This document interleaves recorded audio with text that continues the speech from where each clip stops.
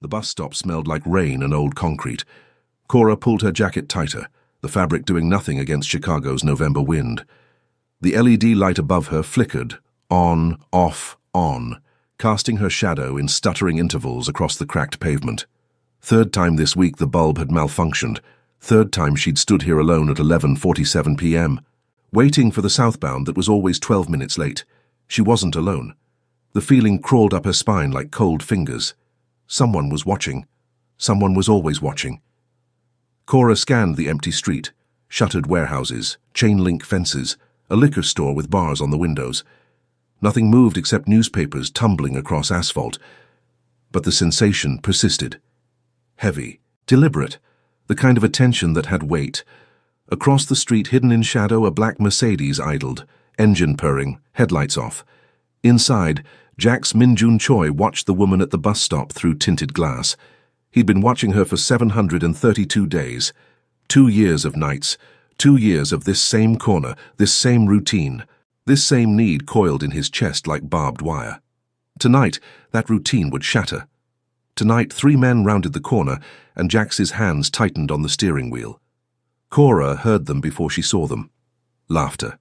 Harsh and sharp, cutting through the quiet like breaking glass. She didn't turn her head, but her body shifted. Subtle, instinctive, weight to the balls of her feet. Bag strap wound tight around her wrist.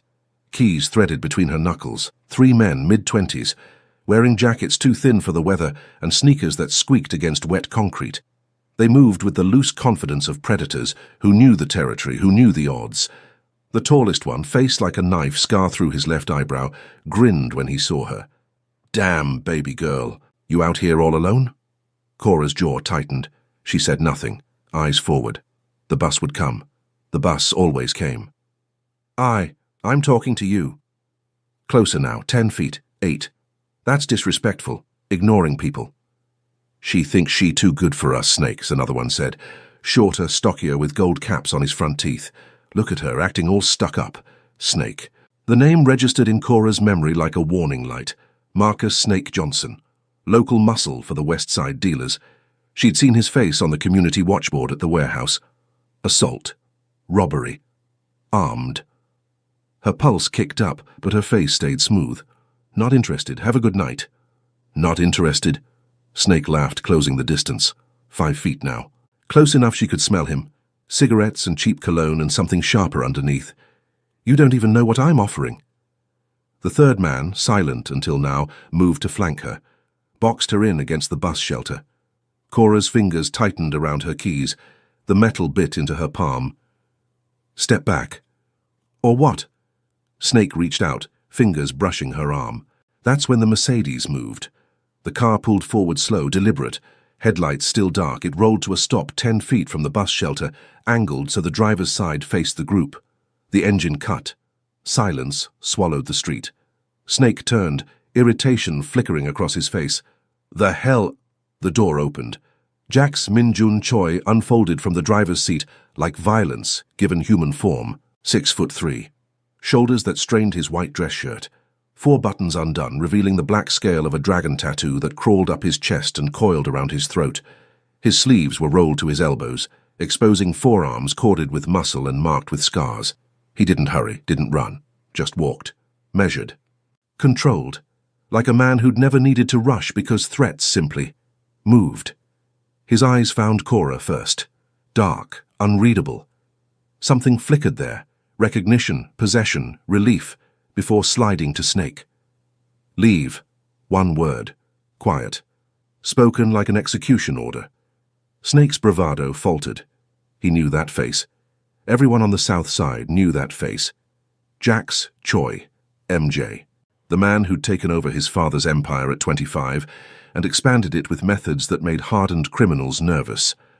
"Look, man, we were just—" "I don't repeat myself." Jax's voice dropped lower, gravel and steel. His hand moved to his waistband, not drawing, just resting there. The message clear. The stocky one grabbed Snake's arm. "Yo, we out, we out."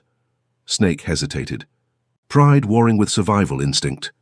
His eyes cut to Cora, then back to Jax. He saw something in that stare, something cold and absolute, and decided, Living mattered more than ego. Yeah, whatever, man. He backed up, hands raised. Ain't worth it. They left. Fast. Sneakers slapping pavement until the sound faded into the industrial maze of warehouses and empty lots. Jax watched until they disappeared. Only then did he turn back to Cora. She stood frozen, keys still laced between her fingers, chest rising and falling too quick. For 2 years, she'd felt eyes on her. For 2 years, she'd convinced herself it was paranoia, exhaustion, the loneliness of night shifts playing tricks on her mind. But it wasn't paranoia. It was him. You... Her voice cracked. She swallowed, tried again. You've been following me. Not a question, an accusation. Jax didn't deny it, didn't apologize. He just stood there, white shirt catching the broken LED light, dragon tattoo seeming to move with each breath. His eyes, God, his eyes, held hers with an intensity that made her skin prickle. 2 years, he said. Simple. Factual. Cora's stomach dropped. 2 years. Every night you work, every night you stand here. He stepped closer. Not threatening, at least not threatening her, but the air shifted, charged. Every night I make sure you get on that bus. Every night I make sure you get home safe. Why would you... The questions tangled in her throat. Fear and confusion and something else she couldn't name. I don't even know you. No. His mouth curved, not quite a smile, something darker. But I know you. The words hit like a physical thing. Heavy, possessive. Cora Michelle Hayes, 26, night shift security at Midwest Distribution. You live at 2847 West Monroe, 3rd floor, apartment 3C. You have your coffee black with 2 sugars. You call your neighbor Mrs. Carter every Sunday evening. Your best friend is Shanice Williams. Stop. The word burst out sharp, desperate. Stop talking. He did, immediately. But he didn't step back. Cora's mind raced. This was insane. This man, this criminal, had been watching her, stalking her, learning her routines, her life, her name. She should run, should scream, should... Those men, she whispered. They would have... Yes. No hesitation, no sugarcoating. And you? Yes. Why? The question came out broken. Why me? Why have you been... watching? Jax's jaw tightened. For the first time, something cracked in his controlled expression. Something raw and honest and terrifying in its intensity. Because 2 years ago you smiled at an old man struggling with his groceries and carried them to his door. Because you give half your lunch to the homeless vet who sits by the warehouse. Because you work double shifts and still stop to pet stray cats. His voice roughened. Because in this city, in my world, good people don't exist. And then I saw you. He stepped closer. Close enough she could smell him now. Expensive cologne, leather, and something darker. Close enough to see the scars on his knuckles, the shadow of exhaustion under his eyes. You don't belong in this world, Cora. You're not supposed to be here, walking alone in the dark, hoping men like Snake just pass you by. His hand lifted, slowly, carefully, and brushed her cheek. She flinched but didn't pull away. So I made sure they did. For 2 years I made sure. Cora's breath caught. You're insane. Yes. I should call the police. You should. His thumb traced her jawline, featherlight, reverent. But you won't. How do you know? His eyes held hers, dark wells she could drown in. Because you feel it too. End of chapter 1. Will Cora run from the man who's been watching her? Or will she demand answers from the only person who's made her feel safe in years? The bus came. Hydraulic brakes hissed, doors folded open. The driver, an older black man named Jerome, who'd driven this route for 15 years, looked from Cora to Jax and back again. You good, Miss Hayes? Cora opened her mouth, closed it. Her keys were still threaded between her fingers. Her bag still wound tight around her wrist. Every self-preservation instinct she had screamed, get on the bus, get away, call someone. But her feet didn't move. Miss Hayes? Jerome asked again, concern creasing his weathered face. She's fine, Jax said, quiet, certain. Jerome's eyes narrowed. He'd seen plenty in 15 years. Knew the difference between danger and protection. Knew that sometimes they looked exactly the same. "Ma'am, I need to hear it from you." Cora met Jax's gaze, searched for something. Threat, manipulation, the predator snake and his friends had been, but all she found was patience, like he'd wait forever for her decision, like her choice actually mattered to him. She swallowed. "I'm fine, Jerome. Thank you." The driver hesitated another beat, then nodded. "You need anything, you got my number." "I know." The doors closed. The bus pulled away, red taillights disappearing into Chicago's industrial darkness, leaving Cora alone with the man who'd haunted her periphery for 732 nights. "My car's warm," Jax said. "Not a command, an offering." "I'm not getting in your car. Then we talk here." He shrugged, the motion pulling his shirt tighter across his shoulders. The dragon tattoo shifted. "Your choice." "My choice?" The word came out sharp. "You've been stalking me for 2 years, and now you're talking about choices. I never touched you, never approached you, never interfered with your life." His voice stayed level. "Until tonight. Because those men would have hurt you. Blunt, final. And I don't allow that." "You don't allow?" Cora laughed, the sound brittle. "Who the hell do you think you are? The man who keeps you alive." The certainty in those words stopped her cold. No arrogance, no bravado, just flat, undeniable truth. Cora wrapped her arms around herself. The November wind cut through her jacket like knives. "I don't need protection. I've been handling myself just fine." "Have you?" Jax tilted his head. 3 weeks ago, a man followed you from the warehouse to the bus stop. I had someone redirect him. 5 weeks before that, your apartment building had a break-in on the 2nd floor. I posted security. 2 months before— "Stop." Her voice cracked. "Just stop." He did. Silence stretched between them. The LED light flickered overhead. On, off, on, casting them in alternating shadow and harsh white light. "What do you want from me?" Cora whispered. Jax's expression shifted, something raw bleeding through the controlled exterior. "For you to be safe." "Why?" "Because when I watch you—" He paused, searching for words that clearly didn't come easy. "The world makes sense for those 30 minutes every night, watching you wait, watching you board that bus. Nothing else exists. No territory wars, no blood, no—" He gestured vaguely at himself. You're talking about obsession." "Yes." The honesty staggered her. No denial, no justification. "That's not protection," Cora said. "That's possession." "Yes." "You need help." "Probably." He stepped closer. "But I won't stop. I can't. Not while you're out here alone. Not while men like Snake see you as prey." Cora's hands trembled. "So what? You just keep watching? Forever?" "No." His jaw clenched. "Tonight changed things." "How?" "They saw me intervene. They know you're connected to me now."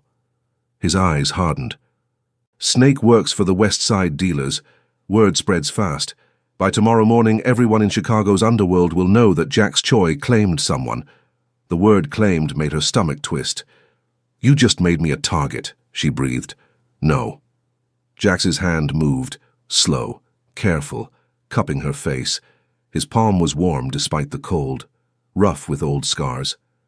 "I made you mine.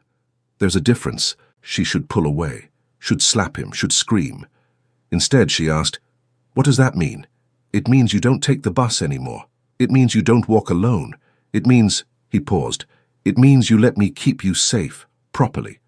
"By doing what? Locking me in a tower?" "By giving you a choice." His thumb brushed her cheekbone. "Come work for me." Cora blinked. "What?" "Legacy Import and Export. My legitimate business front. We need a security coordinator for the main office. Day shift, safe building, protected parking. Salary triple what you make now." That's a bribe."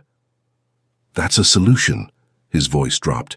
"You keep your independence, your life, your apartment, but you're under my protection, officially."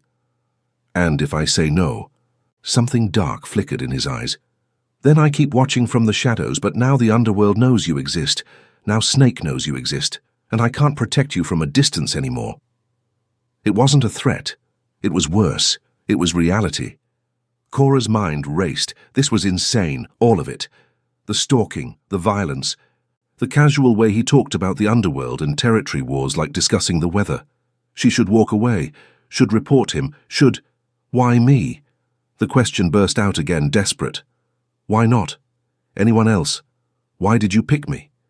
Jax's expression softened. Barely, but enough. I didn't pick you, Cora. I saw you, and once I saw you, I couldn't stop. That's not an answer. It's the only one I have. The wind picked up, carrying the smell of rain and distant traffic. Somewhere in the warehouse district, a dog barked. A siren wailed, blocks away. Cora looked at this man, this gangster, who'd inserted himself into her life without permission, who'd watched her for 2 years, who'd just offered her safety wrapped in silk and steel. She should run. She should say no. She should... One condition, she heard herself say. Jax's eyes sharpened. Name it. No more watching. If I agree to this, if I take your job, your protection, you don't lurk in shadows anymore. You don't send people to follow me. You... She swallowed. You ask. Before you do anything. You ask. A long pause. Then, slowly, Jax nodded. Done. And I can leave, anytime. If I want out, I walk away.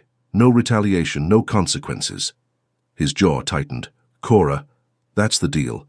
Take it, or I get on the next bus, and you never approach me again. Another pause, longer this time. She watched calculations run behind his eyes. Control versus compromise. Possession versus respect. Finally, agreed. Cora exhaled. Felt the weight of the decision settle on her shoulders. Then, okay. Okay, I'll take the job. She lifted her chin. But this doesn't mean I trust you. I know. And it doesn't mean I forgive the stalking. I know. And it definitely doesn't mean... Cora. His hand was still on her face. Warm. Steady. One step at a time. She nodded, not trusting her voice. Come on, Jax said softly. Let me take you home. This time, when he opened the Mercedes door, she got in. End of chapter 2. Inside the car of the man who'd watched her for 2 years, Cora realizes her life just changed forever. But neither of them knows that across the Pacific Ocean, Jax's older brother has just learned about the woman who threatens everything their family built. The Mercedes interior smelled like leather and expensive cologne. Cora sat rigid in the passenger seat, hands folded in her lap, aware of every detail. The stitching on the seats, the dashboard that looked like it cost more than her annual rent. The way Jax moved, controlled, economical, like every gesture had purpose. He drove without speaking, no music, no radio, just the quiet purr of the engine and Chicago's nightscape sliding past the windows. Cora broke first. Where are we going? Your apartment. He didn't take his eyes off the road. 2847 West Monroe. Right, because he knew where she lived, had known for 2 years. After that? She asked. After that, you rest. Tomorrow you come to Legacy, meet the team, start your new position. His hands flexed on the steering wheel. We'll handle the logistics. Logistics. Resignation from the warehouse. Security clearances, background check. Background check? Cora twisted to face him. You've been watching me for 2 years and you need a background check. The corner of his mouth twitched, almost a smile. Appearances matter, everything has to look legitimate. Because you're a legitimate businessman. I am. He glanced at her, brief, intense. Legacy import and export is clean, fully legal. Registered with the city, pays taxes, has employees with benefits and 401ks. And your other business? Separate. That's it? Just separate? You want details? His voice stayed neutral, but something shifted in his posture. I run territory on the south side. Protection, distribution, investments. I don't deal drugs. Don't traffic people. Don't touch kids. A pause. But I'm not a good man, Cora. Don't mistake protection for redemption. The honesty should have scared her. Maybe it did. But beneath the fear sat something else. Curiosity. The same morbid fascination people felt watching storm clouds roll in. What about your people? She asked. The ones who work for you. The not legitimate side. They know the rules. They know the consequences of breaking them. He turned onto Monroe Street, navigating the familiar route without hesitation. They're loyal. Because you pay them, because I protect them. His knuckles whitened on the wheel. In this city, loyalty isn't bought, it's earned. Through blood and action and keeping your people alive when everyone else wants them dead. Cora processed that. So you're like a gang? No. Sharp, definitive. Gangs are chaos. Territory disputes every week. Leadership changes every month. Violence for the sake of reputation. He shook his head. I'm organized crime, structure, rules, predictability. You stay in line, you're protected. You step out, you're handled. Simple. Handled, yes. Meaning killed. He didn't answer. Didn't need to. They pulled up outside her building. 3 stories of tired brick and metal fire escapes. A liquor store on the corner, bars on every ground floor window. The kind of neighborhood where people minded their business and nobody called the cops. Jax killed the engine but didn't move to get out. Tomorrow, he said. 8 a.m. Legacy is at 1547 South Michigan Avenue. Ask for David Park. He's my head of security. He'll handle orientation. Cora reached for the door handle, paused. Those men tonight, Snake and his friends, what happens to them? They're handled. That's not an answer. Jax turned to face her fully. The dragon tattoo seemed to move in the dim light, scales shifting with each breath. You want the real answer? Yes. They'll receive a message. Tonight. Nothing permanent. Broken fingers, maybe a rib. Enough to remember. Enough to spread the word that you're under my protection. His eyes held hers. And if they're smart, they'll never come near you again. Cora's stomach twisted. You're going to hurt them. I'm going to make sure they never hurt anyone else. That's not justice. No, he leaned closer. That's territory, that's survival. That's the difference between you walking safe and you ending up in an alley. His voice dropped. You want to live in the world as it should be, Cora? Beautiful thought. But I live in the world as it is. She should argue, should condemn him, should... Thank you, she whispered instead. Jax blinked, like the words surprised him. For tonight, Cora clarified. For stopping them. Even if your methods are violent, cruel, criminal? Yeah, you're welcome. He reached across, opened her door from the inside. Get some rest. Tomorrow's a long day. Cora climbed out, her bag heavy on her shoulder.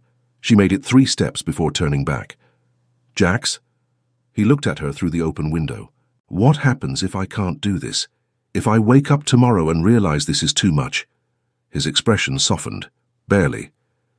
Then you walk away. Like you said, no retaliation, no consequences. I keep my word. Even if it means you can't watch anymore. Even then, something painful flickered in his eyes. I'd rather you be free and hate me than trapped and miserable. Cora nodded, not sure if she believed him, but wanting to. She turned toward her building, made it to the front door before she heard the Mercedes pull away, engine fading into Chicago's endless night sounds. Upstairs, her apartment looked exactly the same. Tiny kitchen, lumpy couch, TV from 2015. Everything familiar, everything safe. Except now she knew someone had been watching. Had marked the route from her door to the bus stop. Had timed her routines. Had learned her life without permission. Cora dropped her bag, sank onto the couch, and put her head in her hands. What the hell had she just agreed to? Her phone buzzed. Unknown number. Unknown. This is David Park, Jax's associate. Confirming your 8 a.m. appointment at Legacy. Address attached. Looking forward to meeting you. DP, a second text arrived immediately after. Unknown. Also confirming security details stationed outside your building tonight. They won't bother you. Just precaution. DP Cora walked to her window, pulled the curtain back. Sure enough, a black SUV sat across the street, engine idling. She should feel violated. Trapped. Instead, for the first time in months, she felt safe. Across the city, in a renovated loft that served as his main office, Jax stood at floor-to-ceiling windows overlooking the Chicago skyline. David Park entered without knocking. She's home. Security's posted. I sent the confirmation texts. Good. You want to tell me what changed? David asked. 2 years you watched from a distance. 2 years you refused to approach. And now suddenly, Snake made his move. Jax's voice was flat. I didn't have a choice. There's always a choice. Not with her. He turned, the dragon tattoo stark against his white shirt. Get word to the streets. Anyone who touches her answers to me. Anyone who even looks at her wrong answers to me. That's going to draw attention. People are going to... I know. Jax cut him off. That's why we move first. Quietly. Make it clear she's off limits. And when your brother finds out? The question hung in the air like smoke. Jax's jaw tightened. Min Ho doesn't control me. He controls the Korean operations. He controls your mother. He controls... David stopped. He's going to see this as weakness. Then he can come tell me that himself. Jax's eyes went cold, hard as concrete. But until he does, we proceed. Cora is under my protection. That's final. David nodded. He'd worked for Jax long enough to know that tone. Absolute. One more thing, Jax said. Background check on Cora. Full workup. I want to know everything. You've been watching her for 2 years. What more could... Everything, David. Family, debts, medical history, past relationships. If there's leverage someone could use against her, I need to know before my brother finds it. On it. David headed for the door, paused. Boss, you sure about this? Bringing her in close? No. But you're doing it anyway. Yes. Why? Jax looked back out at the city, at the millions of lights representing millions of lives he'd never cared about. Until one woman smiled at an old man, and suddenly caring became inevitable. Because she's mine, he said quietly, and I protect what's mine. 12 hours later, 7,000 miles away in Seoul, South Korea, Choi Min-ho sat in his penthouse office, reading an encrypted message from his contacts in Chicago. Subject, Jax, status update. Your brother has publicly claimed a woman, African American, working class. No family connections, no value to the organization. He's protecting her. Word is spreading. Rivals are watching. Min-ho set down his phone and stared out at the Seoul skyline. His younger brother, the heir to their father's American empire, the one who was supposed to expand their influence, strengthen their position, secure their family's legacy. Instead, he was risking everything for a woman. Min-ho picked up his phone and dialed. Book me a flight to Chicago, he said in Korean, first class tomorrow. It was time to remind Jax what mattered. Family came first, always. End of Chapter 3. As Cora prepares for her first day at Legacy, neither she nor Jax realize that the greatest threat isn't from Chicago's underworld. It's flying across the Pacific Ocean, carrying the weight of family obligation and the fury of an older brother who won't let love destroy what generations built. Legacy Import and Export occupied 3 floors of a renovated building in the South Loop. Glass, steel, and exposed brick, the kind of gentrified industrial aesthetic that screamed money and taste. Cora stood outside at 7:55 a.m. clutching her purse, feeling absurdly underdressed in jeans and a blazer. Her phone buzzed. David Park, 3rd floor. Elevator code is 4738. Welcome to Legacy. She entered. The lobby was pristine. Marble floors, leather furniture, a receptionist who smiled professionally. Normal, legitimate, exactly what Jax had promised. The elevator rose smooth and silent. 3rd floor.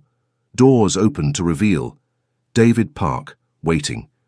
Korean-American, early 30s, wearing a tailored suit that probably cost more than her car. His handshake was firm, his smile genuine but cautious. Assessing. Miss Hayes, good to meet you in person. Call me Cora. Cora. He gestured down a hallway lined with frosted glass offices. We'll start with paperwork, then I'll show you around. Your office is at the end. Corner view. Private bathroom. Jax wanted you comfortable. Where is Jax? Handling business, he'll be in later. David opened a conference room door. After you. The next 3 hours were surreal. Legitimate company. Legitimate job. W-2 forms. Insurance options. Direct deposit setup. Everything above board. David explained her role. Coordinating security protocols for shipments. Managing vendor relationships, liaising with clients. Nothing about territory wars or broken fingers or men who watched from shadows. Questions? David asked, sliding the final form across the table. Cora signed. When do I meet the team? Now. He stood. Most are in the main office. Fair warning. They're loyal to Jax. They'll be polite, but they'll also be watching. Testing. Testing for what? Whether you're a weakness or an asset. His expression stayed neutral. They've seen people come into Jax's life before. They know how this ends. How does it end? Badly, for everyone. David held the door open. Try not to take it personally. The main office was open concept. 20 desks, 15 people currently working. Half looked up when Cora entered.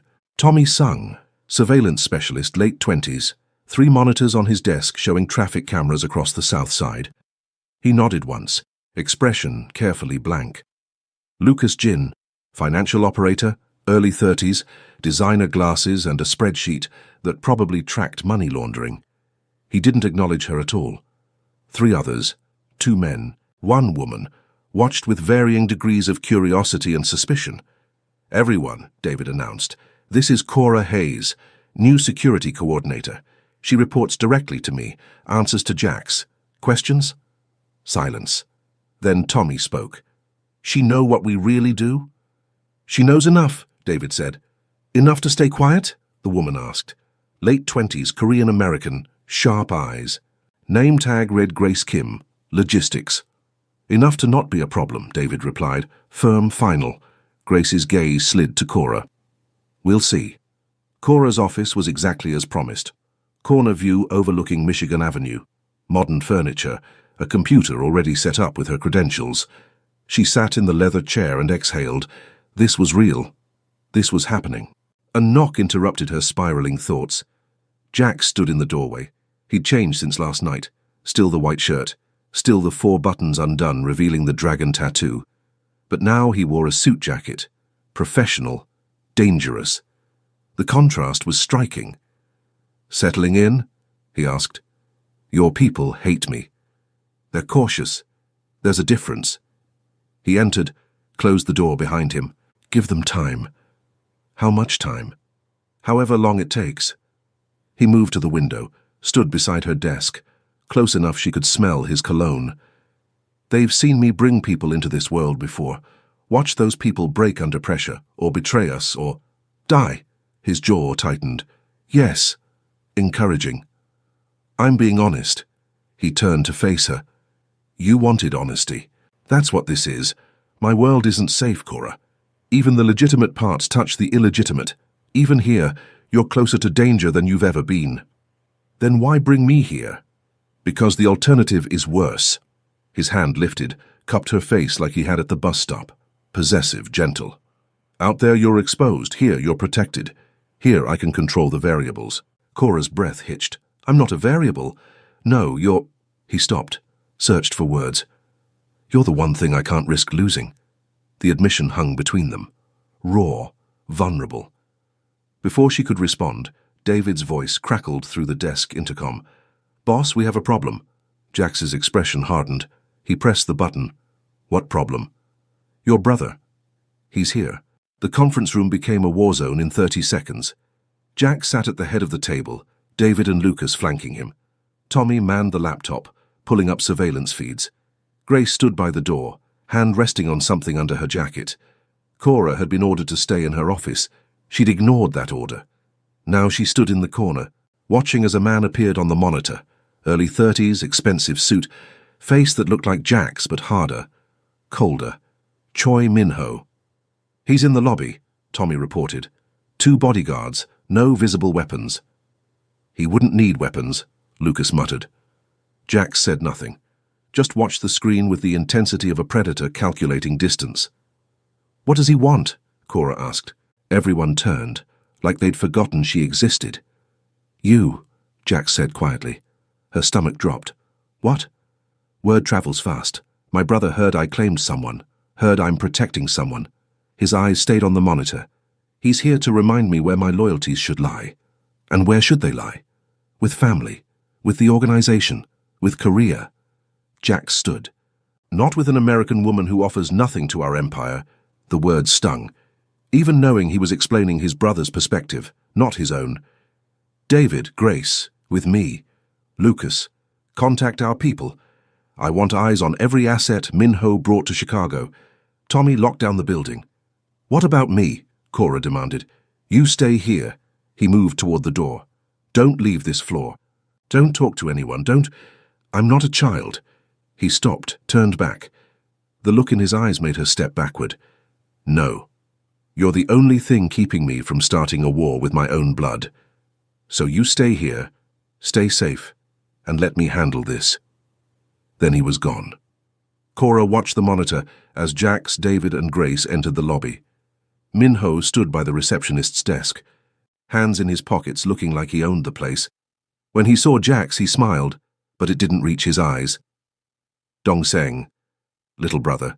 The Korean word came through the audio feed, affectionate on the surface, condescending underneath. Hyung, older brother.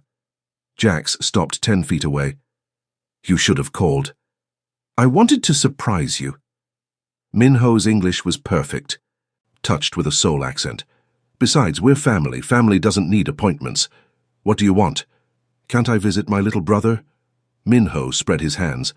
I heard business is good. Wanted to see for myself. Bullshit. The smile widened. Fine, I heard you made some very interesting decisions lately. Thought we should discuss them, brother to brother. There's nothing to discuss.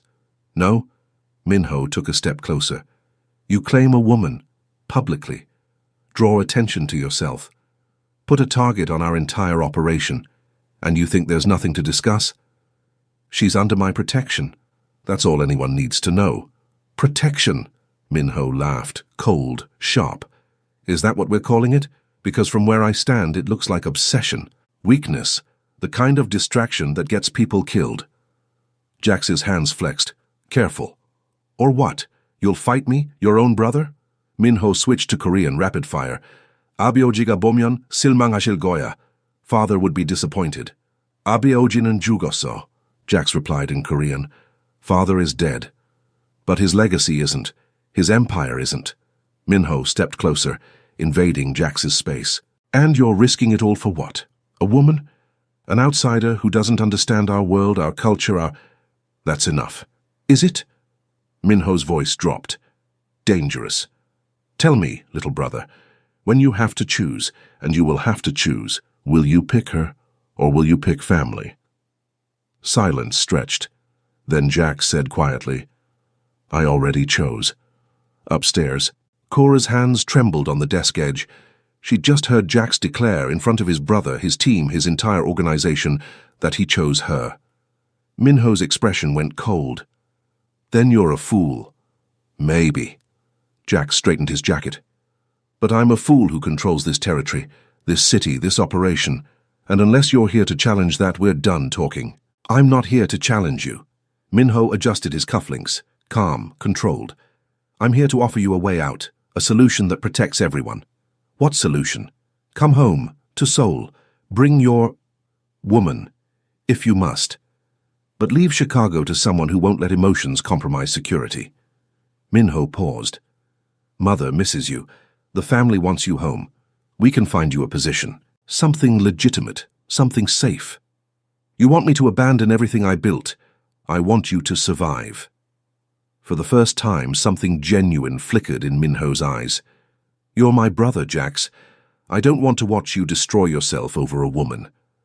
Jax was quiet for a long moment, then, tell Mother I'm sorry, but my answer is no. You're choosing her over your family. I'm choosing my life over your version of it. Jax moved toward the elevator. You know where the exit is, Hyung. Use it. Minho watched his younger brother walk away. Then he pulled out his phone and made a call. When he spoke, his voice was ice. He refused. Proceed with contingency. He hung up, looked directly at the security camera, directly at Tommy's feed, and smiled. See you soon. Dongseng, he said to the camera, to Jax, to everyone watching. Then he left. In the conference room, the team exhaled collectively. That went better than expected, Lucas said. No, it didn't. Tommy closed his laptop. He came with a backup plan. He always has a backup plan. David looked at the screen. What do you think he's going to do? Before anyone could answer, Jax entered.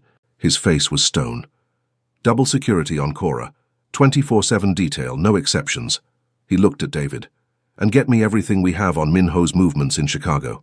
who he's meeting, where he's staying, what he's planning. You think he's going to move against her? Grace asked. I know he is. Jax's voice was granite. He didn't fly 7,000 miles just to have a conversation.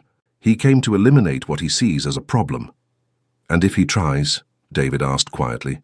Jax's eyes went black, empty, the look of a man who'd already made peace with what he was willing to do. Then he'll learn that blood doesn't matter more than choice, and I choose her. Minho's arrival changes everything. Now Jax must protect Cora not just from Chicago's underworld, but from his own family. And in the shadows, Minho's contingency plan is already in motion, one that will force Jax to make the ultimate sacrifice. 3 days passed. 3 days of Cora arriving at Legacy with armed escorts. 3 days of Jax appearing in her office doorway at random hours, saying nothing, just watching, making sure she was still there, still safe, still his. 3 days of waiting for Minho's next move. It came on a Friday. Cora was reviewing shipping manifests when her office door burst open. David, face pale. We need to move, now. What? Minho has Shanice. The world stopped. Shanice Williams, her best friend, single mother of a 6-year-old. The woman who'd covered her shifts, who'd loaned her rent money, who'd been at every birthday for the past 5 years. What do you mean, has her? Cora's voice came out strangled. She left work early, said her kid was sick, she never made it home. David grabbed Cora's arm. Minho's people took her. An hour ago. They'd just sent proof. He held up his phone. The photo showed Shanice, bound, gagged, terror in her eyes, in what looked like a warehouse. And behind her, written in spray paint on the concrete wall, Guiga, go home. What does that mean? Cora whispered. It's Korean. It means go home. David's grip tightened. It's a message to Jax. Leave Chicago, return to Korea, or she dies.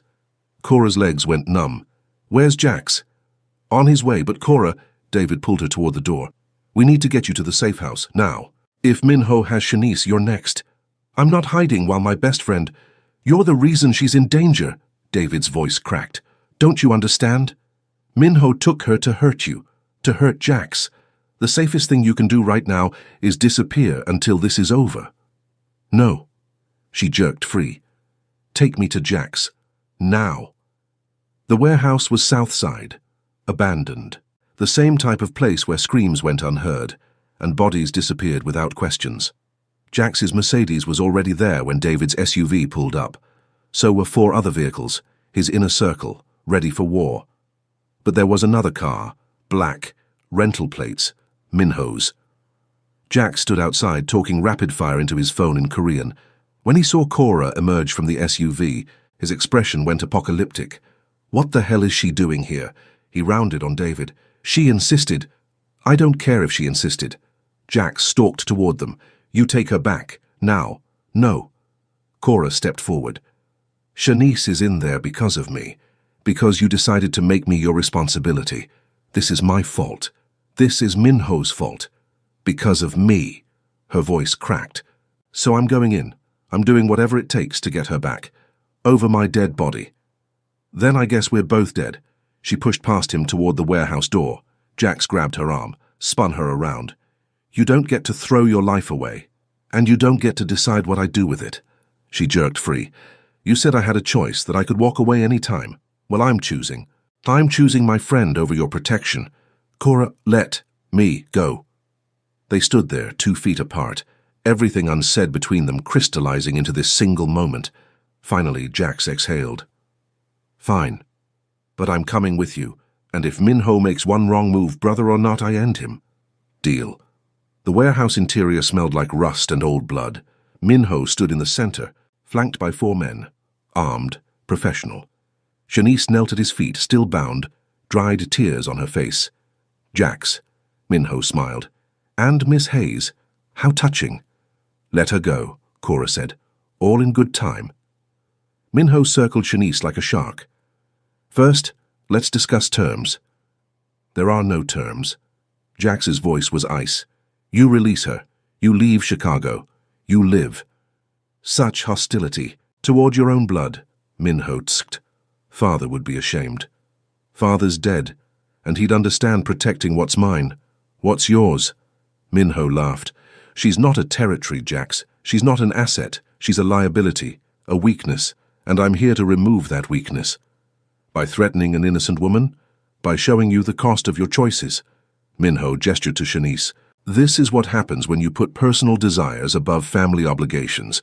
People get hurt, good people, because of your selfishness. Jax's hands clenched. You want to talk about selfishness? You fly to my city, threaten my people, and lecture me about family? I'm trying to save you. Minho's composure cracked. Don't you see? This woman, this obsession, it's going to destroy you, destroy us. Mother is sick with worry.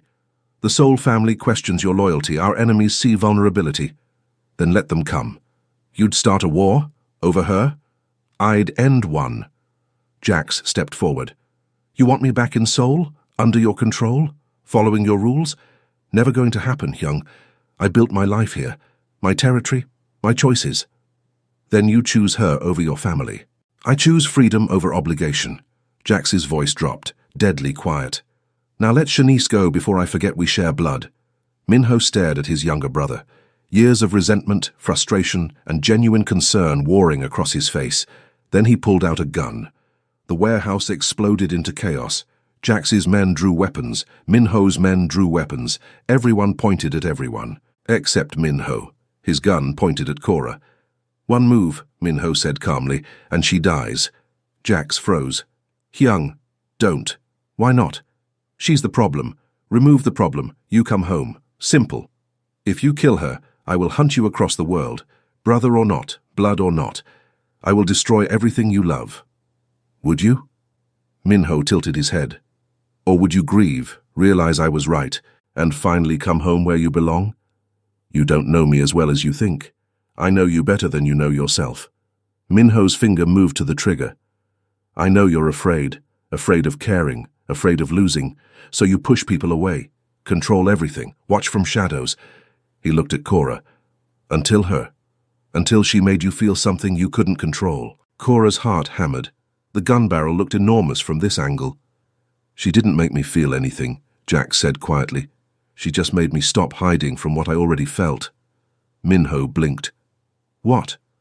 For 2 years I watched her, told myself it was about protection, about territory, about control. Jax's voice roughened. But it was never about that. It was about finding one good thing in a world built on violence. One person who reminded me there's more than blood and power and family obligation. He stepped forward, hands raised. You want to shoot someone? Shoot me. Let Shanice go. Let Cora go. And if you still think I should come home, I'll consider it, but you don't touch her. Not now. Not ever. You're willing to die for her. I'm willing to live for her. Jax stopped 5 feet from the gun. That's the difference between us, young. You only understand sacrifice through death. I learned to understand it through life. Silence stretched. Then slowly, Minho lowered the gun. You really love her? Not a question, a realization. Yes. Even knowing it could cost you everything? Especially then. Minho looked at Cora, at Shanice, at his brother standing between them and death. He holstered his weapon. Cut her loose, he ordered his men. They hesitated, then obeyed. Shanice collapsed, sobbing. Cora ran to her, wrapped her arms around her best friend. You're okay, I've got you. Minho stared at Jax. I'm going back to Seoul. Good, but this isn't over. Mother will want answers. The family will demand accountability. Then they can come ask me themselves. Jax straightened his jacket. My answer will be the same. Minho nodded slowly. You know what Father used to say. A man who has nothing to lose is dangerous, but a man who has everything to lose is unstoppable. He paused at the door. I hope she's worth it, Dongseng. She is. Minho left. His men followed. The warehouse fell silent except for Shanice's quiet crying and Cora's whispered reassurances. At the hospital 2 hours later, doctors confirmed Shanice was physically unharmed, traumatized, terrified, but alive. Her son was with a neighbor, safe. Cora sat beside the bed holding Shanice's hand. I'm so sorry, she whispered for the 100th time. Stop apologizing. Shanice squeezed back weakly. You didn't do this, his psycho brother did. Because of me. Because of him. Shanice met her eyes.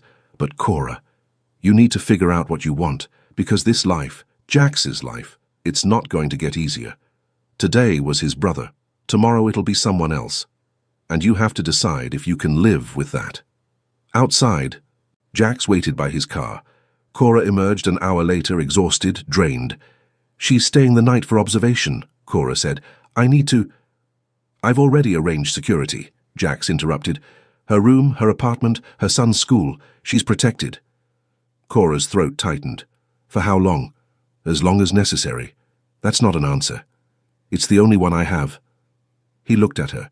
Really looked. I'm sorry for Minho, for dragging you into this, for... Stop. She stepped closer. Your brother made his choices, you made yours, and now I need to make mine. Fear flickered in his eyes. What does that mean? It means I need time, space, to figure out if I can live in your world.